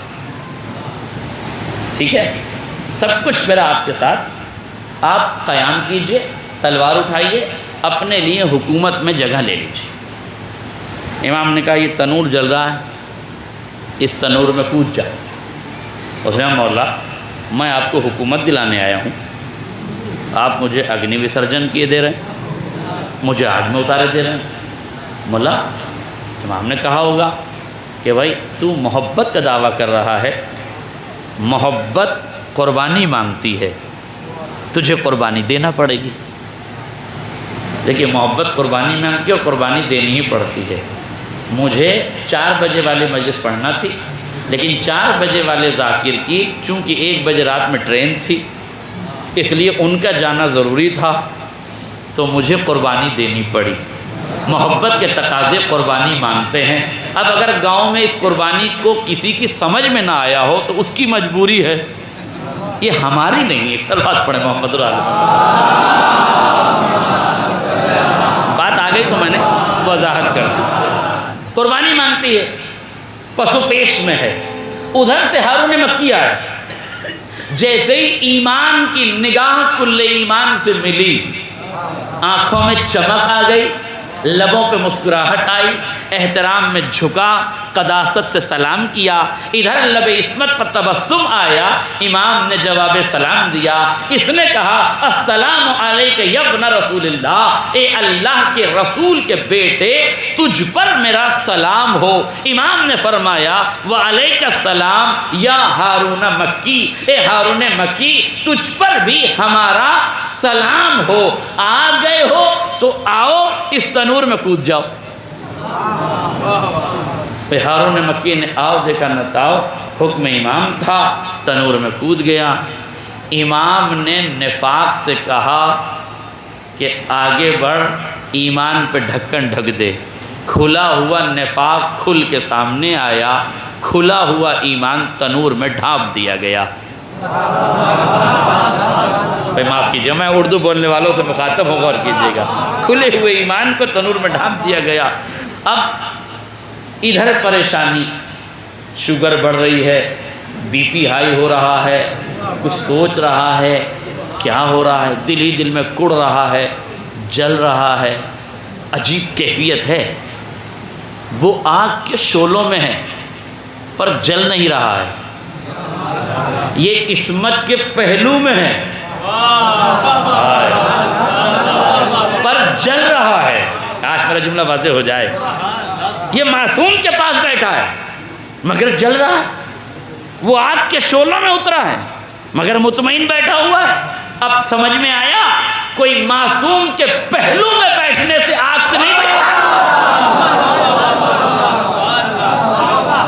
کوئی معصوم کے پہلو میں بیٹھنے سے آگ سے نہیں بیٹھتا۔ شرط ہے دل میں محبت ہو تو چاہے جہاں دفن ہو جنت میں رہے گا، دل میں عداوت ہو تو رسول کے پہلو میں بھی ہو تو جہنم میں رہے گا، کیونکہ محبت شرط ہے۔ یہ پریشان امام نے کہا کیا بات ہے؟ کہا حضور مکی تو مکہ ہو گیا ہوگا جل بھن کے، ذرا سا دیکھ لیا جائے۔ امام مسکرائے، کہا چاہو آؤ دیکھو۔ ذرا ڈھکن کھولا گیا، دیکھا ہارون مکی تسبیح ہی پڑھ رہے ہیں۔ تسبیح کس سے منسوب ہے؟ جناب سیدہ سے۔ اس کا مطلب کیا ہے؟ آگ کے شعلوں سے فاطمہ ہی بچا سکتی ہے۔ اچھا جو بات آہستہ کہہ دی جائے وہ کمزور تھوڑی ہوتی ہے، عظمت کی وجہ سے آہستہ کہہ، سیدہ ہی بچا سکتی ہیں۔ تسبیح پڑھ رہا تھا، آگ کے شعلے گلزار ہو چکے تھے، باہر نکلا۔ امام نے مخاطب کر کے اس منافق سے پوچھا یہ بتا ایسے چاہنے والے پورے مدینے میں کتنے ہیں؟ اس نے کہا ایک کے علاوہ ایک بھی نہیں، ایک کے علاوہ ایک بھی نہیں۔ اب جملہ سنیے، امام نے کہا جب ایسے چاہنے والے مل جائیں گے تو میں حکومت کے لیے قیام کروں گا۔ اس کا مطلب یہ نہیں تھا کہ امام اپنے گویا قیام کو بتا رہے تھے، اہل زمانہ کو متوجہ کر رہے تھے کہ اگر اپنے زمانے کے امام کو غیبت سے بلانا چاہتے ہو تو پہلے ہارون مکی والا کردار پیدا کرو، تب وقت کا امام غیبت سے ظہور کی منزل میں آئے۔ غور کیجیے گا، ایک واقعے میں ایک پہلو اور ہے، اگر آپ بیدار ہوں اور تھکے نہ ہوں تو جملہ سن لیجیے۔ اس واقعے میں اور بہت غور سے سنیے، جن علاقوں میں الیکشن ہوتا ہے، اجمیر میں بہت ہوتے ہیں، اور تارا گڑھ پہ 2 الیکشن ہے سال میں، ایک پنچایت کا الیکشن ہے، ایک درگاہ کمیٹی کا الیکشن ہے۔ تو الیکشن والوں کے لیے بات کلی طور سے سب کے لیے، وہ ضرور سمجھیں اس بات، اور خدا کرے کہ سمجھ جائیں تو مسئلہ حل ہو جائے۔ 2 لوگ امام کی خدمت میں آئے ہیں۔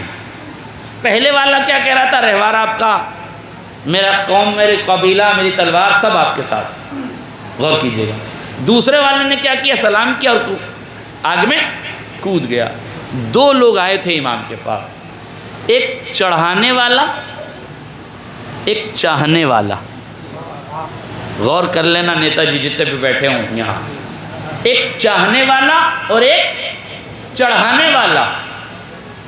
فرق کیا ہے دونوں میں؟ پہچان کیسے ہو؟ کہ اسی واقعے میں پہچان ہے۔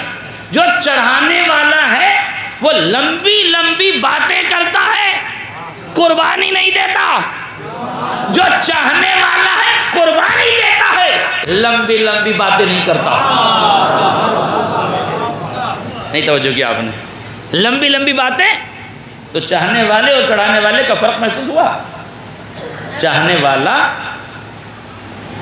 قربانی دیتا ہے اور چڑھانے والا قربانی نہیں دیتا۔ اگر یہ بات سمجھ میں آ جائے تو کتنے مسائل حل ہو جائیں گے۔ مجلس کے بعد ایک صاحب، ایک 18 برس کا نوجوان، سلمان بھائی 18 برس کا نوجوان میرے پاس آیا اور آ کے کہتا ہے مولانا صاحب دن بھر میں 4 مجلسیں ہوئی ہیں، ماشاءاللہ سب سے اچھی مجلس آپ نے پڑھی۔ شب بیداری میں 4 مجلسیں ہوئی ہیں، سب سے زیادہ اچھی آپ نے پڑھی ہے۔ کتنے سال کا نوجوان ہے؟ 18 سال کا۔ اب جملہ سنیے، 18 سال کا نوجوان آ کے کہتا ہے مولانا غضب کی مجلس پڑھی آپ نے، کیا کہنے آپ کے لب و لہجے کے، آپ کے انداز کے، آپ کے خطابت کے، 25 سال سے ایسی مجلس میں نے نہیں سنی۔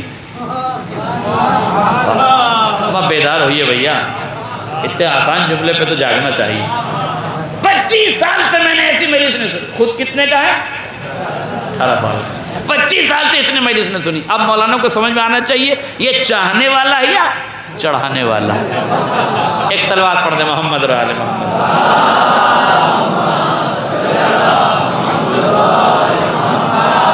بس جلدی جلدی میں اپنے گفتگو کو آخر میں لے کے جا رہا ہوں، توجہ فرمائیے گا۔ چاہنے والا اور چڑھانے والا، یہ دونوں کردار آپ کے سامنے ہونے چاہیے۔ بس غور کیجئے، میں آخری مرحلوں پہ جا رہا ہوں۔ ہارون مکی تنور سے باہر، میں نے چشمے تصور میں ہاتھوں کو جوڑا، حضرت ہارون مکی کی جبین اقدس کا بوسہ لیا، ان کی خاک قدم کا سرما بنایا، اپنی معرفت کی آنکھوں میں لگایا، اور اپنے آپ سے ایک سوال میں نے کیا حضرت سے، اے ہارون مکی ہماری جان تم پر فدا، ہمارے ماں باپ تم پر فدا، ذرا مجھے صرف اتنا بتا دو کہ تم آتے ہی تنور میں کود کیوں گئے؟ کم سے کم امام سے پوچھ لیا ہوتا کہ مولا کیا بات ہے، کیا معاملہ ہے، کچھ تو بتاؤ، کیسے تم کود گئے؟ کہ ذرا سا میرے واقعے پہ غور کرو۔ میرا دعویٰ یاد ہے آپ کو کہ نہیں؟ جناب سیدنا علیہ السلام کا جواب کیوں نہیں دیا؟ اب میں جواب کیوں نہیں دیا کا جواب آپ کو دینے لگا ہوں۔ میں نے کہا ہارون مکی یہ بتاؤ تم آگ میں تنور میں کود کیوں گئے؟ کیا تم نے میرے واقعے پہ غور ہی نہیں کیا؟ نفاق ایمان کے پہلو میں بیٹھا تھا، کل ایمان کو مجھ جیسے کمزور ایمان نے سلام کیا۔ جیسے ہی میں نے امام کو سلام کیا، امام نے جواب سلام دیا، میں کود گیا۔ وقت کا امام جسے جواب سلام دے دے، نہیں میرے توجہ نہیں کیا، اتنی آسانی جو سمجھنے والا جملہ تو نہیں۔ اب جملہ سن لیجیے، جسے وقت کا امام، یعنی اگر وقت کا ایک امام کسی کو سلام کا جواب دے دے تو اسے تنور کی آگ نہیں جلاتی۔ اگر 11 اماموں کی ماں کسی کے سلام کا جواب دے دیتی تو وہ جہنم میں جلنے سے محفوظ رہ جاتے، وہ جہنم میں جلنے سے محفوظ رہ جاتے۔ اس لیے سیدہ نے جواب نہیں دیا۔ اب ایک صاحب کہنے لگے مولانا پھر تو جس نے نبی کو سلام کیا، نبی نے جواب سلام دیا، وہ کوئی بھی جہنم میں نہیں جائے گا۔ میں نے کہا سلام اور ہے، موقعیت کا سلام اور ہے۔ یہ سلام کرنے نہیں آئے تھے، معافی مانگنے آئے تھے۔ میں آسان زبان میں سمجھاؤں، آپ کو شاید سمجھ جائیں، آپ میرے دوست نوجوان سمجھ جائیں، حالانکہ مجھے مشکل ہو رہی ہے سمجھانے میں، لیکن کوشش کرتا ہوں کہ شاید واضح کروں آسان لفظوں میں۔ ہمارے یہاں ہوتا ہے، پتہ نہیں آپ کے یہاں ہوتا ہے کہ نہیں، میں راجستھان سے میرا تعلق ہے، تھوڑا سا پورے پچھم میں کچھ فرق ہوتا ہے، مگر میں نے سنا ہے کہ عام طور سے ہوتا ہے، داماد اگر روزانہ سسرال جائے تو اسے کچھ ملتا ہے؟ کچھ نہیں ملتا، لیکن اگر وہ عید بقرعید میں جائے تو شاید سلامی ملتی ہے۔ اچھا، جن کی نہیں ہوئی ہے وہ بھی گردن ہلا رہے ہیں، انہیں کیا پتہ کہ ملتی ہے کہ، یہ تو جن کی ہو گئی ہے وہ بتائیں، اور چھوٹے چھوٹے بچے گردن ہلا رہے ہیں کہ سلامی ملتی ہے۔ اچھا، ہو سکتا ہے انہوں نے دیکھا ہو، اس لیے شاید گردن، ہے نا رئیس تم اسی لیے ہلا رہے ہیں۔ ایک صلوات پڑھیں محمد اور آل محمد۔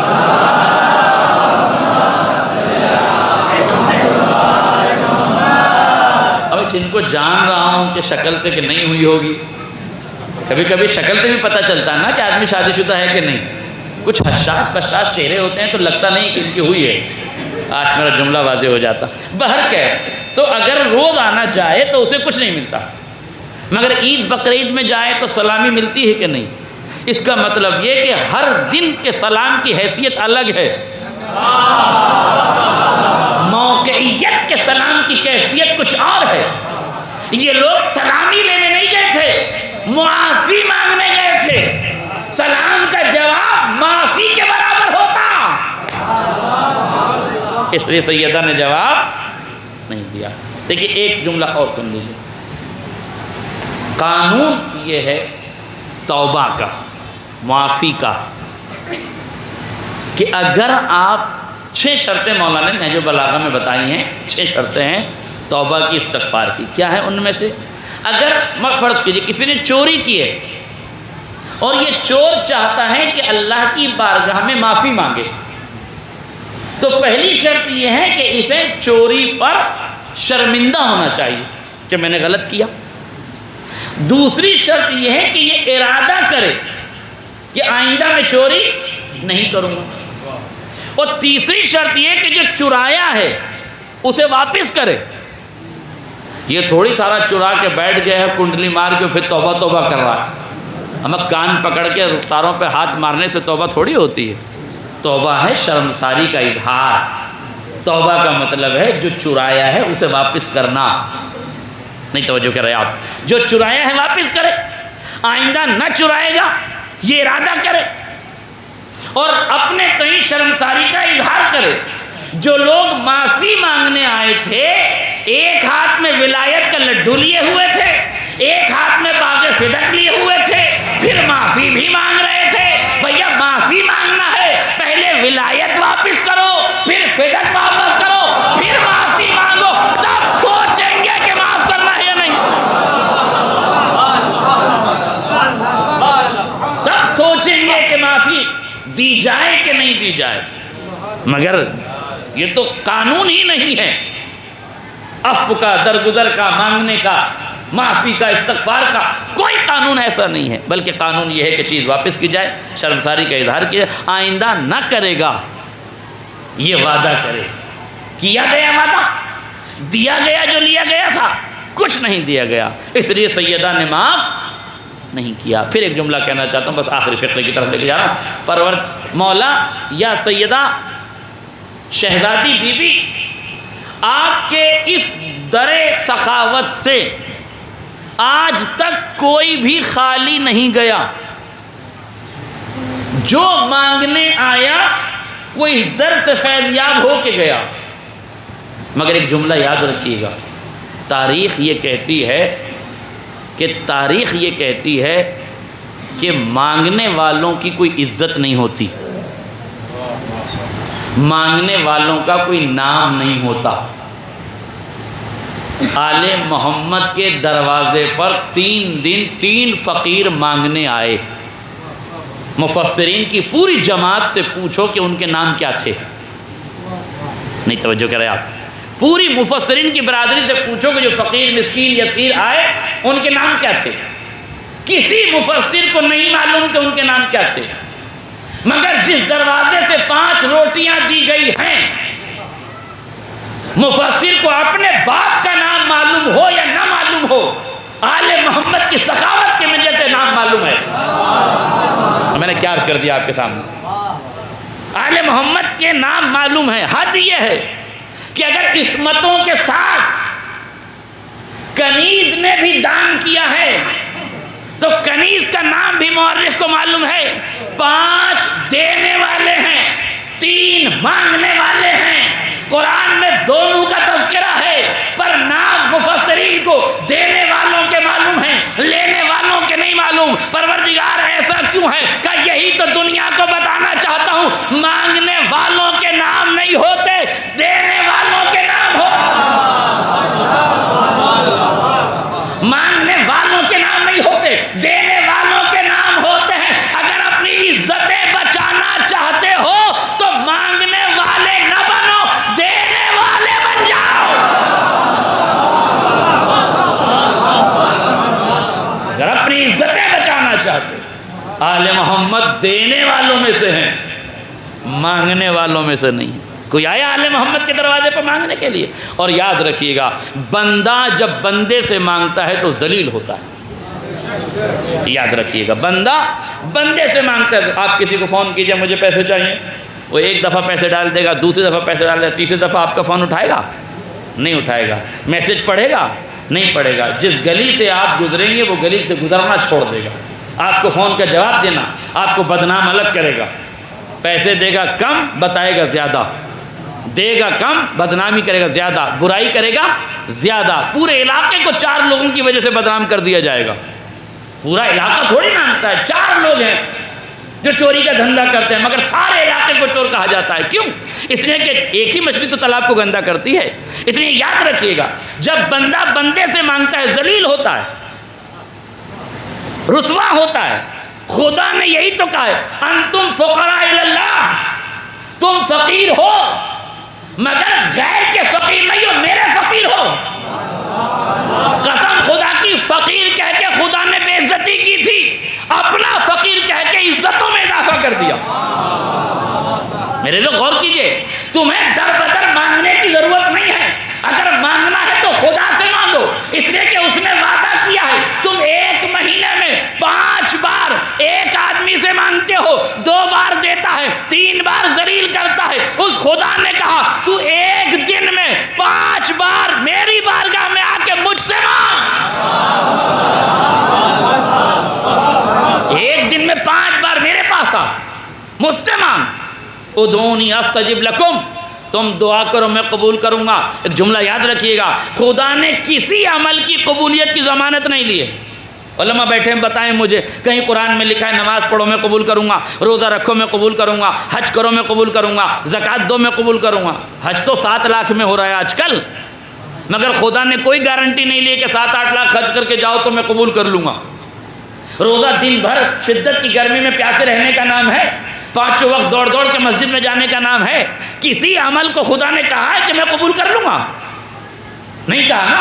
روزہ رکھو دن بھر بھوکے پیاسے، لعلکم تتقون، شاید متقی بن جاؤ۔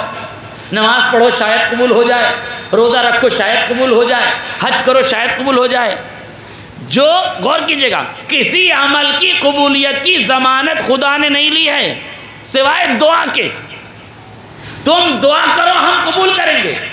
بڑی مصیبت ہے جن کی قبولیت کی ضمانت نہیں ہے، اس پر بندہ مطمئن ہے، اس پر بندہ مطمئن ہے میری نماز قبول، میرا روزہ قبول۔ اور جس کی خدا نے ضمانت لی ہے اس پہ شکوہ و شکایت ہے، ہماری دعائیں قبول نہیں ہوتی۔ کیوں نہیں قبول ہوتی؟ اس لیے کہ تم اپنے مالک کو پہچانتے نہیں۔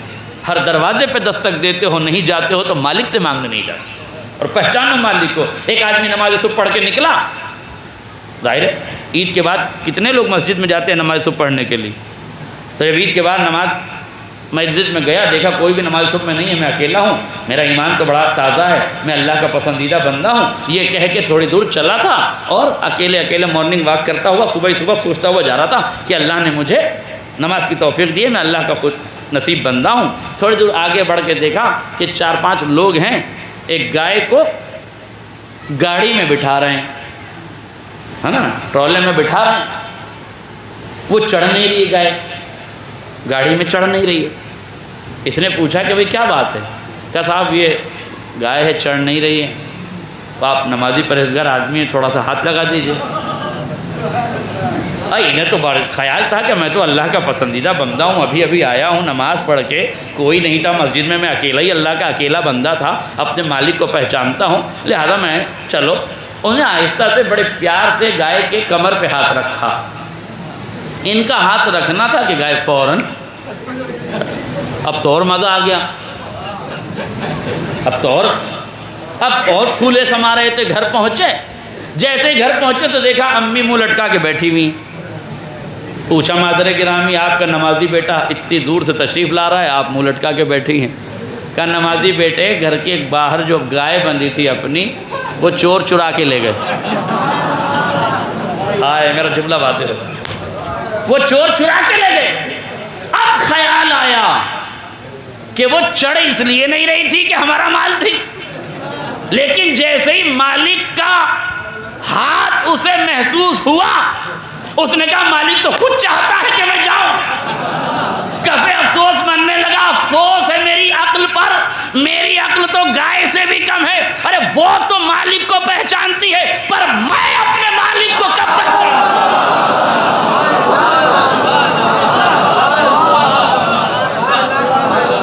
آپ نے گائے کے مالک پہ مسکراہٹ کا اظہار کیا ہے۔ اب مجھے نہیں معلوم کہ ہم اپنے مالک کو کتنا پہچانتے ہیں۔ اگر مالک کو پہچانتے تو در در کی ٹھوکریں نہ کھاتے، اگر مالک کو پہچانتے تو غیروں کے سامنے دست طلب نہ پھیلاتے، اگر مالک پہ بھروسہ ہوتا تو بندے کی بارگاہ میں نہ جھکتے۔ یاد رکھنا، جتنا بندے سے مانگو گے ذلیل ہوگے، جتنا خدا سے مانگو گے عزیز ہوتے چلے گے۔ اپنے رب سے مانگو، اپنے خدا سے مانگو، اپنے مالک سے مانگو، اس پر اعتبار کرو۔ وہ کریم ہے، وہ رحیم ہے، وہ ہر حال میں تمہیں عطا کرنے والا ہے، وہ ہر حال میں تمہیں دینے والا ہے۔ حضرت موسیٰ دنیا سے جانے لگے، ان کی چھوٹی سی بیٹی ہے، پریشان ہوئے موسیٰ، میری بیٹی کی کفالت کون کرے گا، کون خیال رکھے گا؟ آواز آئی موسیٰ دریائے نیل کی طرف چل پڑو۔ درائے نیل کی طرف چل پڑے، کہا موسیٰ نیل کی گہرائی میں جھانکو۔ چشم نبوت سے جناب موسیٰ نے نیل کی گہرائی میں جھانکا۔ جیسے ہی نیل کی گہرائی میں جھانکا، کہا موسیٰ کیا دیکھ رہے ہو؟ کہا ہزاروں پتھر دیکھ رہے ہیں۔ کہا ان پتھروں میں سے کہیں ایک سرخ پتھر دکھ رہا ہے؟ کہا پروردگار ہزاروں سرخ پتھر ہیں۔ کہا اس سرخ پتھروں میں سے دیکھو ایک چھوٹا سا سرخ پتھر ہے۔ اس سرخ پتھر کو دیکھا گیا، کہاں پروردگار ہے؟ کہا اس سرخ پتھر کے نیچے کچھ ہے؟ کہاں پروردگار؟ بہت سی چونٹیاں ہیں۔ کہا ایک چھوٹی سی چونٹی کو اٹھاؤ۔ ایک چونٹی کو اٹھایا، کہا اپنے ہاتھوں پہ رکھو۔ موسیٰ نے دست نبوت پہ رکھا، کہا اسے چشم نبوت سے دیکھو۔ جیسے ہی اسے دیکھا، کیا دیکھا؟ اس چھوٹی سی چونٹی کے منہ میں چھوٹا سا دانہ ہے۔ پروردگار یہ کیا ہے؟ کہا یہ تجھے بتانا تھا کہ تیرا خدا اس چوٹی کے رزق سے غافل نہیں ہے، تیری بچی سے غافل کیسے ہو؟ ارے اتنی سی چونٹی کے رزق سے ہم غافل نہیں ہیں۔ نحن نرزقکم و ایاہم، ہم تمہیں بھی رزق دیتے ہیں اور انہیں بھی رزق دیں گے۔ جب تم بطن مادر میں تھے تمہارا رزق کس نے دیا؟ جب تم بول نہیں پاتے تھے رزق کس نے دیا؟ جب تم کھانے کی صلاحیت نہیں رکھتے تھے تب تمہیں مال کس نے دیا؟ ہم نے تمہیں سب کچھ دیا ہے۔ حدیث قدسی کی لفظ ہیں، طویل حدیث ہیں، میں بیان نہیں کرنا چاہتا، مگر ایک جملہ سن لیجئے۔ جب انسان بطن مادر میں ہوتا ہے آواز آتی ہے، ہم رحم کے فرشتے کو حکم دیتے ہیں کہ تمہیں مادر کے رحم سے باہر نکالے۔ وہ تمہیں پروں پہ بٹھا کے لاتا ہے۔ جب تمہارے پاس دانت ہیں پر کاٹنے کی صلاحیت نہیں، ہاتھ ہیں پر ہلنے کی صلاحیت نہیں، آنکھیں ہیں پر ٹھہرنے کی صلاحیت نہیں، مگر جب تم باہر آتے ہو ہم اس سے کہتے ہیں اسے بڑے عزت سے باہر لا، اسے بڑے احترام سے باہر لا۔ اور یاد رکھنا ہم نے تمہارا انتظام ماں کے پیٹ میں بھی کیا ہے، تو ایسے نہیں کیا ہے جب ہم نے تمہیں ماں کے پیٹ میں رکھا تو تمہارے چہرے پر ایک پٹی باندھ کے رکھی تاکہ تمہیں ماں کے پیٹ کی بدبو سے محفوظ رہ سکو۔ ہم نے پھر تمہارا منہ اب تمہاری ماں کی پشت کی جانب سے کیا تاکہ رحم کی غلاظت تمہارے منہ میں نہ چلی جائے۔ اس کے بعد جب ہم نے تمہیں پیٹ میں رکھا، ایک طرف ماں کا گردہ رکھا، ایک طرف ماں کی تلی رکھی، اور دونوں طرف تکیے بنا کے ہم نے تمہیں رکھا۔ یہ ہم ہی تو ہیں جو بطن مادر میں بھی تمہیں بادشاہوں کی طرح رکھتے ہیں۔ ہم ہیں تمہیں بطن مادر میں بادشاہوں کی طرح رکھتے ہیں، ادھر بھی تکیا، ادھر بھی تکیا، ادھر بھی سہارا، ادھر بھی سہارا۔ پھر جب تمہیں پروں سے باہر نکالا تو تمہیں ایسے ہی نہیں چھوڑ دیا، ہم نے تمہاری ماں کے سینے میں 2 رگیں جاری کی ہیں، ان رگوں میں خالص دودھ جاری کیا ہے۔ اس دودھ کی کیفیت یہ ہے حارٌ فی الشتاء و باردٌ فی الصیف، اس کا کمال یہ ہے کہ یہ دودھ گرمیوں میں ٹھنڈا ہوتا ہے اور سردیوں میں گرم ہوتا ہے۔ کون ہے جو تمہاری اتنی ناز برداریاں کرے گا کہ تمہیں سردی میں گرم دودھ ماں کے ذریعے سے پلائے، تمہیں ٹھنڈک میں گرم دودھ پلائے، تمہیں گرمی میں ٹھنڈا دودھ پلائے؟ ہم ہیں تمہاری ناز برداریاں کر رہے ہیں، ہم نے تمہیں اس طرح پال کے جب باہر نکالا۔ مگر بندے جب تیرے میں طاقت آ گئی، قوت آ گئی، تو تنہائی میں ہماری معصیت کرنے لگا، ہم سے مقابلہ کرنے لگا، ہم سے مقابلہ کرنے لگا، تو گناہ کرنے لگا۔ اور اس کے بعد جب تو بڑا ہوا، ہم نے تیرے رزق کو تیرے ماں باپ کے سہارے رکھا، تیری نیند کو تیرے ماں باپ کے سہارے رکھا، تیری ماں کو یہ صلاحیت دی ہے کہ تو روئے گا تو تیرے رونے کے انداز سے پتہ چل جائے گا بھوک سے رو رہا ہے کہ درد سے رو رہا ہے۔ درد ہے تو کس کان میں درد ہے، اس کان میں درد ہے کہ اس کان میں درد ہے۔ باپ ڈھونڈتا رہے گا درد کہاں ہے، ماں احساس کر کے بتا دے گی درد کہاں۔ یہ صلاحیت ہم نے تیرے لیے رکھی ہے، تیری ماں کے اندر ہم نے وہ درد رکھا، تیرے باپ کے اندر ہم نے وہ احساس رکھا۔ جب ہم نے تجھے اس ماحول میں پروان چڑھایا ہے، ہم تجھے پیدا ہونے کے بعد چھوڑ دیں گے، ہم تجھے بھوکا رکھ دیں گے، ہم تیرے رزق کا انتظام نہیں کریں گے، ہم تیرے رزق کا انتظام کریں گے، مگر شرط ہے تو غیروں کو چھوڑ کے میری بارگاہ میں آ۔ تو مجھے چھوڑ کے غیروں سے مانگ رہا ہے۔ هل يقدر علی غیری، کیا میرے علاوہ کوئی اتنی قدرت و طاقت رکھتا ہے کہ تیری اتنی ناز برداریاں کرے؟ پھر بھی تو نے گناہ کیا، توبہ کی تو میں نے قبول کر لیا، تو نے پکارا تو میں تیری آواز پر آ گیا، تو نے مجھے بلایا تو میں آ گیا، جب تو نے یاد کیا تڑپ کے مجھے پکارا میں آ گیا۔ کیوں؟ اس لیے کہ میں تیرا خدا ہوں، میں تیرا پالنہار ہوں، میں نے تجھے پالا ہے۔ مالک کو پہچانو، اپنے خدا پر اعتبار رکھو۔ اگر پوری دنیا میں گیہوں کا 1 دانہ 1 روپے میں ملنے لگ جائے تو تمہیں رزق کے لیے پریشان ہونے کی ضرورت نہیں ہے، اس لیے کہ تمہارا خدا نہ سوتا ہے نہ اونگتا ہے، تمہارا خدا تمہارے عمل سے غافل نہیں ہے۔ بس میرے عزیزوں، یہ پیغام تھا میرا کہ اپنے خدا پہ بھروسہ رکھو، اپنے رب پہ اعتبار کرو، اپنے عقیدوں کے اندر استحکام پیدا کرو، اپنے عقائد میں پختگی پیدا کرو، تم دینے والوں میں سے بنو۔ چھوٹی سی مثال آپ کو دے دوں، بالکل بات سمجھنے کے لائق ہو جائے۔ مجھے معلوم ہے وقت زیادہ ہو رہا ہے اور آپ کے لیے شاید گراں گزرے، دن بھر سے آپ مجلس سن رہے ہیں، مگر یہ میسج ہیں، ضروری ہیں، اور چھوٹی چھوٹی مثالوں سے بچوں کو سمجھانا چاہتا ہوں۔ آپ غور کیجئے، 10 لوگ بیٹھے ہوئے ہیں، ایک بچہ اندر سے چائے لے کر آیا، چائے کی پلیٹ میں ٹرے میں 10 کپ رکھے ہوئے تھے۔ ایک آدمی کے قریب کھڑا ہوا، اس آدمی نے ایک کپ اٹھایا، دوسرے کو دے دیا۔ اب یہ بچہ یہیں کھڑا ہے، اس نے دوسرا کپ اٹھایا، دوسرے کو دے دیا، تیسرا کپ اٹھایا، تیسرے کو دے دیا۔ اب جب تک یہ بانٹ رہا ہے، یہ بچہ اسی کے پاس کھڑا ہے۔ توجہ نہیں کیا آپ نے؟ جب تک یہ بانٹ رہا ہے، بچہ اسی کے پاس کھڑا ہے۔ کیوں؟ میں نے بچے سے پوچھا کہ بھائی تو 10 کپ لے کر آیا تھا، ایک ہی آدمی کو 10 کپ دے دے گا؟ ایک ہی آدمی کو 10 کپ دے دے گا؟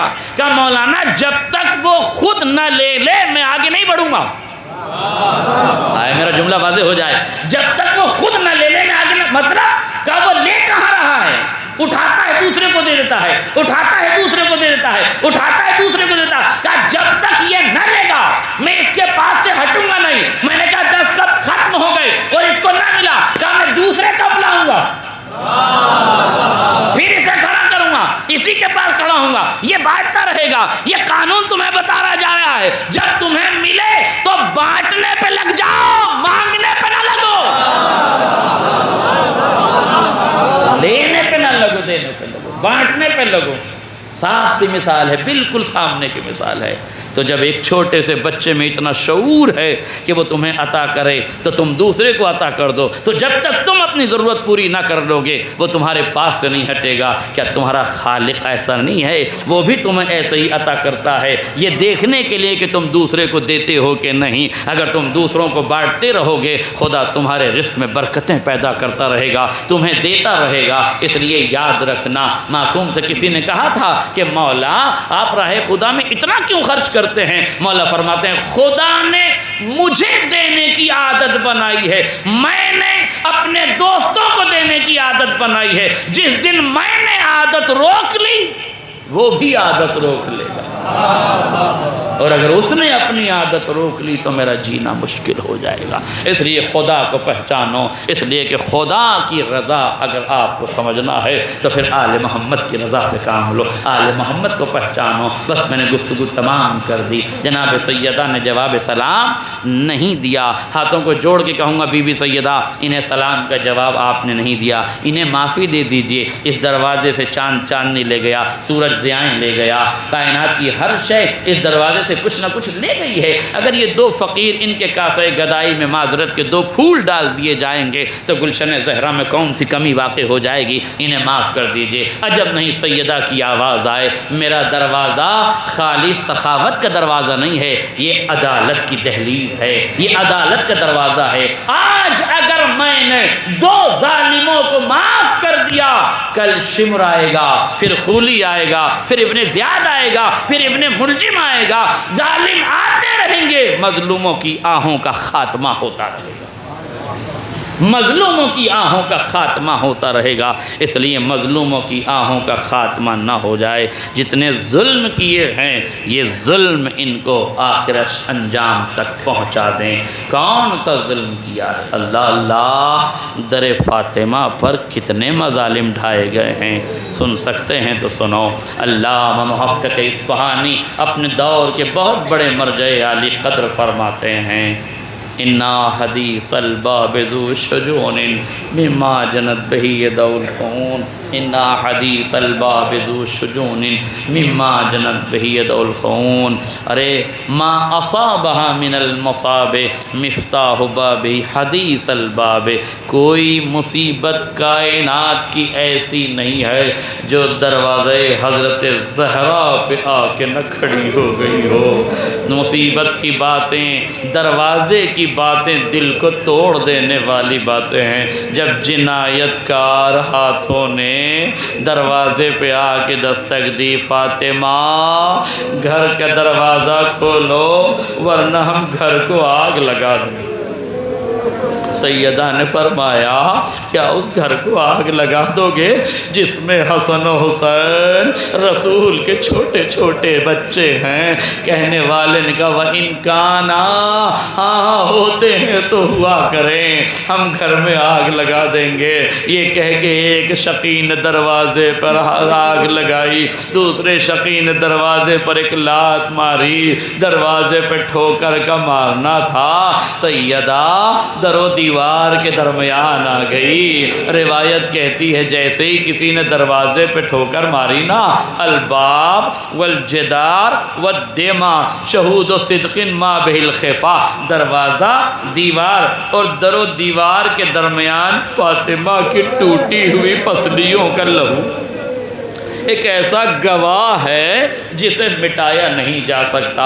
اس لیے محقق اصفہانی فرماتے ہیں جب دروازہ سیدہ کے پہلو پہ گرا تو خالی پسلیاں ٹوٹی نہیں ہے بلکہ پسلیاں چکنا چور ہو گئی۔ اذ رزا تلک العزل الزکیہ رضیت اللہ مثلہ رضیہ، جب سیدہ کا پہلو شکستہ ہو گیا، ہڈیاں ٹوٹ گئی ہیں تو ایسے نہیں ٹوٹی بلکہ پسلیوں کی ہڈیوں کا چورا چورا ہو گیا۔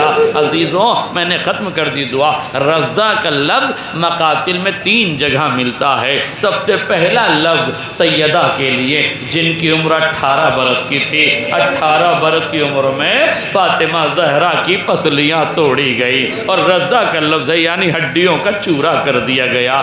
دوسرا لفظ لکھا ہے جب جناب علی اکبر کے سینے میں برچھی کا پھل لگا تو برچھی کا وزن اتنا زیادہ رہا تھا کہ سینے کی ہڈیوں کو توڑتا ہوا برچی کا پل جگر میں پیوست ہو گیا، لہذا ہڈیوں کا چورا ہو گیا۔ اور تیسرا لفظ لکھا ہے جب حسین غریب کے لاشے کو پامال کیا گیا، جب امام کے جنازے کو پامال کیا گیا۔ اب یہاں تک آپ نے سن لیا ہے تو یہ روایت بھی سن لیں۔ روایت کہتی ہے جب یہ لٹا ہوا قافلہ ابن زیاد کے دربار میں پہنچا ہے نا تو ابن زیاد کہتا ہے کہ میں نے سنا ہے حسین کے لاشے کو گھوڑوں کی ٹاپوں سے پامال کیا گیا، میں دیکھنا چاہتا ہوں وہ سورما و بہادر کون تھے جنہوں نے حسین کے لاشے کو پامال کیا، مجھے ان کو دکھاؤ، میں دیکھنا چاہتا ہوں۔ 10 بھاری بھرکم لوگ سامنے آئے۔ ابن زیاد سے کہا گیا یہ 10 لوگ ہیں جنہوں نے حسین کا لاشا پامال کیا۔ ابن زیاد کہتا ہے بتاؤ تم میں سردار کون ہے؟ مالک بن اسید آگے بڑھا۔ مقاتل میں 10 کے 10 نام لکھے ہیں مگر سردار کا نام مالک بن اسید تھا۔ مالک بن اسید آگے بڑھا، وہ کہتا ہے بتاؤ امیر کیا بات ہے؟ کہ تم نے حسین کے لاشے کو پامال کیا؟ کہا ہاں ہم نے لاشے کو پامال کیا۔ کہا کیفیت بتاؤ کیسے پامال کیا؟ وہ کہتا ہے ابن زیاد سن، جب ہم نے حسین کو شہید کر دیا، خیموں میں آگ لگا دی، ہم جشن مناتے ہوئے آرام کے لیے جا رہے تھے کہ پسر سعد نے کہا ابھی لاشوں کو پامال کرنا ہے، 10 بھاری بھرکم گھوڑے نکالے جائیں، 10 بھاری بھرکم جوان نکالے جائیں۔ گھوڑے الگ کیے گئے، جوان الگ کیے گئے۔ لوگوں نے پوچھا کیا ارادہ ہے؟ کہ لاشوں کی پامالی کا ارادہ ہے۔ بس جیسے ہی عرب کے قبیلوں نے یہ باتیں سنی نا، فوج اشقیہ میں سے کچھ لوگوں کو اعتراض ہوا پسر سعد ہم نے حبیب کو قتل ہوتے تو دیکھ لیا مگر اب لاش کو پامال نہ ہونے دیں گے، اس لیے کہ لاش کی پامالی عالم عرب میں قبیلے کی توہین سمجھی جاتی ہے، ہم قبیلے کی توہین برداشت نہ کریں گے۔ مسلم بن اوسجا کے قبیلے والے آگے بڑھ گئے، ہر کے قبیلے والے آگے بڑھ گئے، حبیب کے قبیلے والے آگے بڑھ گئے۔ روایت کہتی ہے آل محمد کے بھی ننیحالی رشتہ دار آنے لگے مگر پھر بچا تو ایک جنازہ باقی رہ گیا جسے سیدہ نے